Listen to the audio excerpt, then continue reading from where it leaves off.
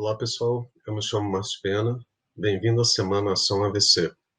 Gostaria de falar para vocês um pouquinho sobre o uso da toxina botulínica no tratamento do AVC.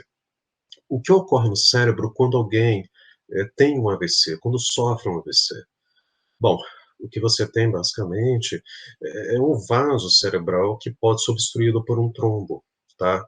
Observem, sendo obstruído, toda essa região que está aqui acaba morrendo, ela sofre pela falta de oxigenação e de nutrientes que o sangue leva até o tecido cerebral. Observe aqui nessa imagem de tomografia o que seria a imagem de um AVC isquêmico, tá? É basicamente esse mecanismo usado, o que ocorre nas tromboses. Cerca de 80% dos casos de AVC são por isquemia, por assim dizer. É um pouco diferente quando a gente pega o AVC hemorrágico, tá?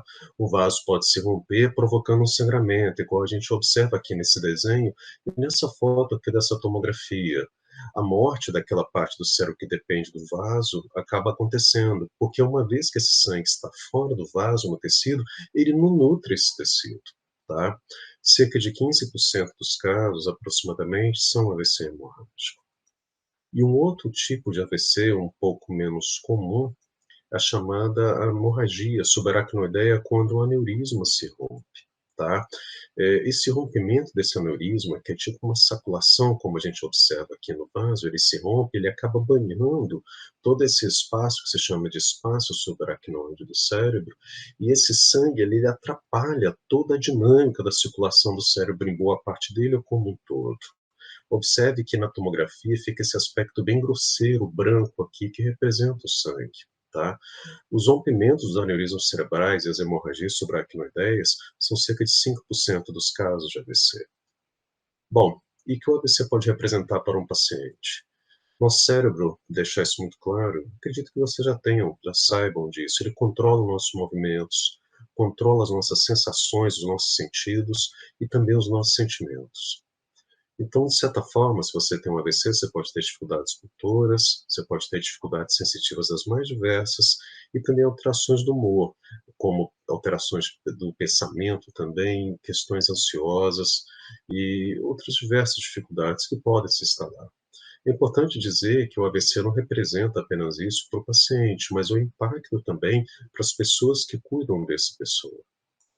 Bom, queria falar um pouquinho só sobre dificuldades motoras, que é onde eu vou adentrar um pouco mais sobre a questão da toxina botulínica.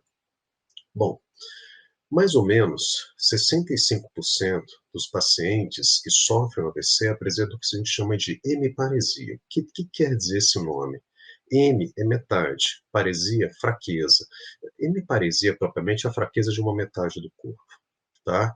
Isso ocorre realmente, como eu falei para vocês, pouco mais da metade dos pacientes com AVC pode ser bastante incapacitante. E o tratamento dele não foge da questão da reabilitação multiprofissional, principalmente envolvendo fisioterapeutas, terapeutas ocupacionais, por exemplo. Bom, e mais da metade dessas pessoas que tiverem paresia pode desenvolver contraturas musculares em até um ano após AVC, como a gente vê nessa foto aqui, por exemplo, dessa mão. Bom, problema. Quando a gente fala de contraturas, você pode ter dor associada, lesões na pele, deformidades, dificuldade em prover cuidados a essa pessoa devido a elas. Reabilitação multiprofissional nesse tocante também é fundamental. Bom, se a gente for olhar um pouco mais de perto, essas contraturas, elas ocorrem geralmente devido ao que a gente chama de espasticidade. O que significa esse termo? É, a espasticidade é uma forma de adaptação dos comandos motores do sistema nervoso que pode ocorrer após um AVC. Não só após AVC, deixar claro, outras doenças do sistema nervoso também podem cursar com a espasticidade, mas o AVC, como é uma das entidades neurológicas mais comuns, é a principal causa de espasticidade no nosso meio. Bom, como que a gente caracteriza ou como a gente percebe um paciente que está espástico? Bom, os movimentos estão diminuídos, os músculos estão fracos, de fato, mas é interessante se for observar, alguns desses músculos tendem a ficar mais endurecidos, resistentes ao movimento passivo. A gente tenta movimentar aquela articulação de modo que você acaba puxando aquele músculo envolvido, ele está resistente. Lembra até a resistência de um canivete quando você vai abrir. E, de certa forma, observe aqui nesse vídeo, é um pouco o que é representado nele. Olha, existe uma resistência inicial, depois ele solta. Observe isso. Às vezes pode ser até o contrário, a resistência vir mais no final também, não importa, apenas um exemplo. E devemos tratar a espacidade de fato? Em algumas situações, sim. Se essa espacidade estiver atrapalhando na função, por exemplo, na função do membro superior de pegar um objeto, de gerar um apoio, se tiver, por exemplo, no membro inferior, impedindo ou atrapalhando a dinâmica do caminhar de uma forma importante, deve ser tratado. Se porventura a espacidade estiver associada à dor, também deve ser tratada. Ou se a pessoa estiver desenvolvendo já uma deformidade, uma contratura, por exemplo, isso precisa ser tratado, tá? Para evitar as consequências maléficas disso. E como que a gente trata a espacidade? Reabilitação multiprofissional, não tem jeito, é a pedra fundamental. E quando a gente fala disso, é fisioterapia e terapia ocupacional principalmente, viu? Não quer dizer que sejam os únicos de forma alguma, muito pelo contrário, mas são os agentes principais, especificamente na espacidade. Mas veja, a psicologia, o suporte psicológico ao paciente e também ao seu cuidador pode ser fundamental. Os cuidados de enfermagem de orientação. E também no tocante a tentar auxiliar o paciente na inclusão dele na comunidade, seja dele ou da família, diante das dificuldades laborativas, por exemplo, que o AVC pode instituir na pessoa. Além do que, ele consegue ter acesso, ou pelo menos saber os direitos, os benefícios que ele pode ter acesso por ter sofrido um AVC e estar eventualmente incapacitado. Em termos de medicação, o que pode ser usado? Bom, medicações orais, no AVC, basicamente, eles já não são praticamente usados para o controle da espacidade, a não ser em casos muito especiais, porque os efeitos colaterais, geralmente associados, não acabam impedindo o uso dessas medicações. Então, um medicamento que acaba sendo usado é a toxina botulínica. Mas eu queria ter só um comentário, porque você deve estar imaginando isso, mas a toxina botulínica não é usada apenas para estética? Bom, vamos lá. A toxina é um caso curioso, né? Porque é um veneno que virou remédio. No século XIX, esse médico alemão, Justinus Kerner, ele publicou a tese dele, inclusive, e olha que interessante, ele usou o termo botulínica, justamente, ele vem de botulus, tá? Que do latim significa salsicha, é muito curioso. É um veneno justamente que era descoberto baseado nos alimentos processados, enlatados ou embutidos, tá?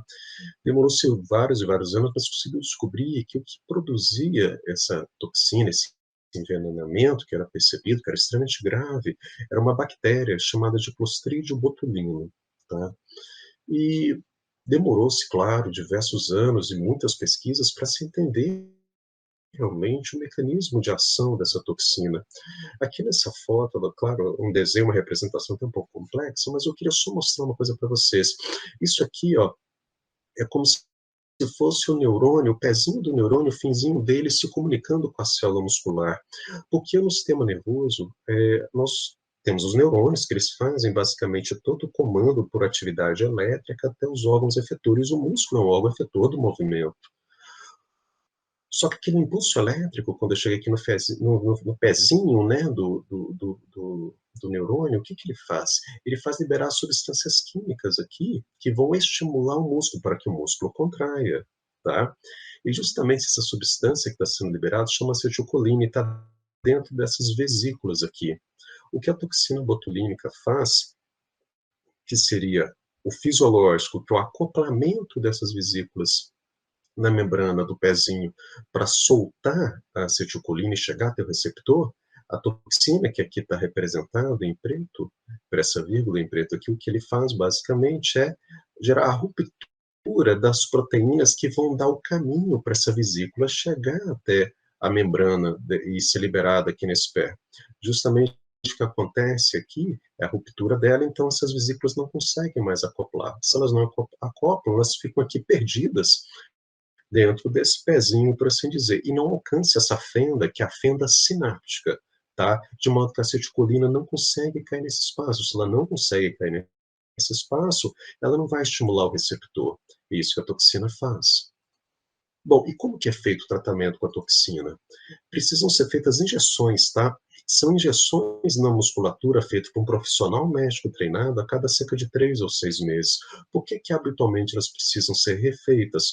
Porque a toxina, depois de um tempo, ela deixa de exercer o seu efeito.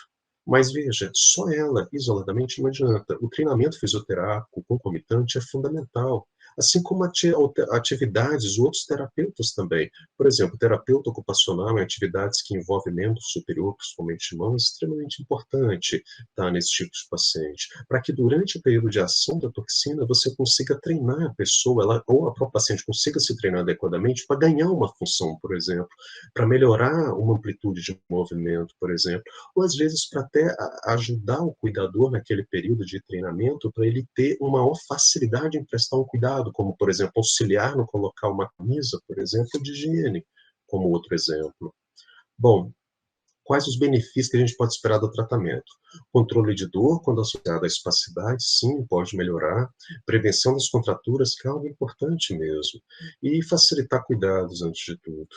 Bom, em alguns casos pode até ter melhora da função, como eu já falei para vocês, mas a função não é o único alvo, vamos pensar como um todo. Contraindicações tem, assim como qualquer tratamento. Algumas poucas doenças neurológicas, como a esclerose lateral amiotrófica e a miastenia graves, por exemplo, são contraindicação ao tratamento a princípio, assim como o uso de certos medicamentos, como antibióticos da classe dos aminoglicosídeos. Mas veja, essas contraindicações são avaliadas pelo médico, tá? Não deixe de ir ao médico porque você acha que tem uma contraindicação, ele mesmo vai estabelecer isso para você. Bom, e concluindo, se você ou uma pessoa querida sofreu um AVC e apresenta dificuldades motoras, agende uma avaliação médica para que seja visto se a toxina pode ajudar. Muito obrigado pela atenção de vocês.